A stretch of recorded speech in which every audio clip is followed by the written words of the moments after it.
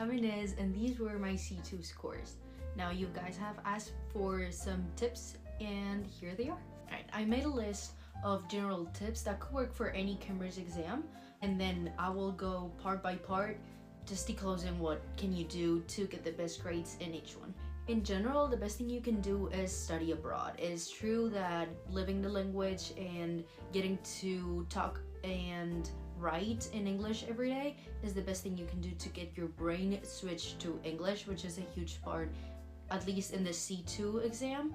But I understand this is not available for everyone, not everybody can afford it, or it just doesn't match your lifestyle. So in order to substitute that, what I would do is listen to everything in English, switch your phone to English. I know these are very typical, but it is true that it absolutely helps. Watching like American Tech Talk, reading in English, everything you can do to get your brain used to the language, grammar, and vocab that otherwise you wouldn't hear will help a ton. In my case, I did an exchange year in the state of Kentucky through EF Education First. So if you're wondering how to do it or with which agency, I of course recommend EF. The experience was amazing. And if you have any questions, you can just drop them below. Second point is English classes. I went to an academy to prepare my exam. I was there for a few months, but they helped me mostly with the structure of the exam, because sometimes I always say that for Cambridge exams, it's not necessarily how much English you know, but how good you know to do the exam, if that makes sense. We also use textbooks. We use these one. There's others that you can use if academies are not for you. I do recommend getting a textbook. Just they usually have a grammar appendix that is super useful for the correct grammar to use, when to use it, complex forms, which they look for a ton in the C2 and in C1 as well, but mostly in C2. There's also exam books that I do recommend. They're useful as long as they come with the answers. You can also find some online, but along those lines, practice tests are vital. Try to do as many as you can. I was very lucky. I got a perfect score on my reading and use of English. It happened to me that some of the questions I got in my exam, I had practiced them 2 days before while I was doing practice tests, because they don't recycle exams, but sometimes they do use the same questions. So I encourage you to do as many practice tests as you can. Now, going on to each part, starting with reading and use of English. With the use of English, as I said, try and do as many practice tests as you can, because they will help you a ton to see the typical structures they look for, because it is a little bit repetitive, and it'll help you with your vocabulary as well. For the use of English, especially for part 2 and part 1, which is vocab and collocations, you have to know those. It's not something you can guess. Sometimes you can, but it's not something that you can just imagine.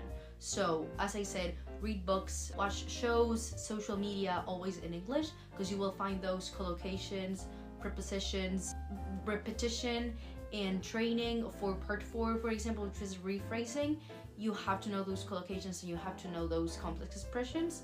You can look in your grammar appendix as well, because a lot of those you have them there. But try to acquire as much diverse vocab as you can in all topics, because you can literally get anything. And look for the structures. They're very common in use of English. They'll give you very options that look alike. That's why you have to know those collocations, because they will try and trick you. In terms of the reading, there's 3 parts. For each one, I encourage you to read it through an entire time, just because you need a first read to really understand the text. They're usually difficult and there's a lot of subordination, and it's difficult to understand at first glance. So first read is vital. Then for each one, try and look for repetitive structures, synonyms, rephrasing of the questions with the paragraphs in the text. For example, for part 6, which is the missing paragraphs, you really need to look for synonyms, or if they've mentioned people in the original text, look for their name on the paragraph given. In terms of writing, this is the one that took me the most effort, because they really look for those complex structures, inverse conditionals, and those are very tricky.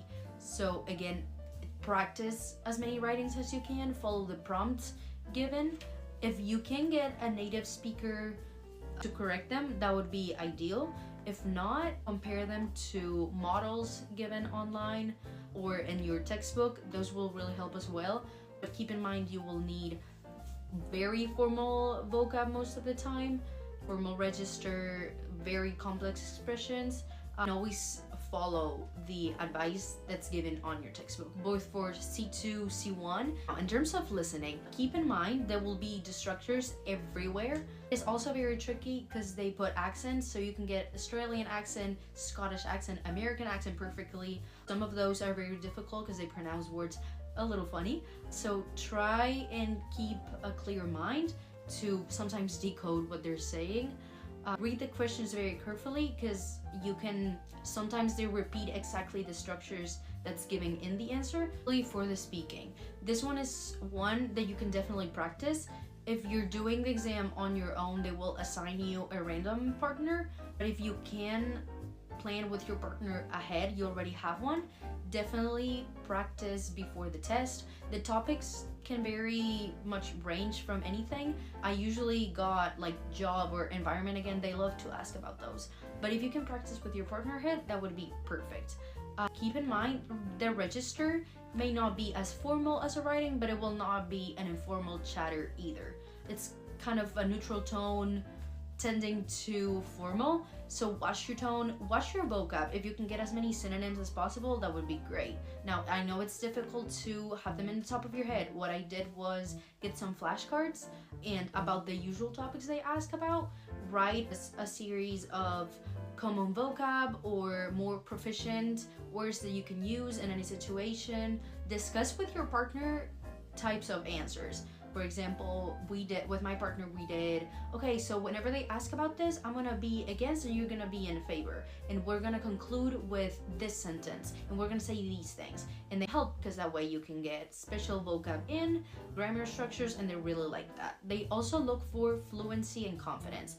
I got very nervous, so my vocab was very repetitive, my grammar was not the best, and I definitely hesitated. Try not to hesitate and always, always, always fill the whole answer time with words. Never stay quiet or stop mid-answer and wait for the examiner to say, okay, thank you.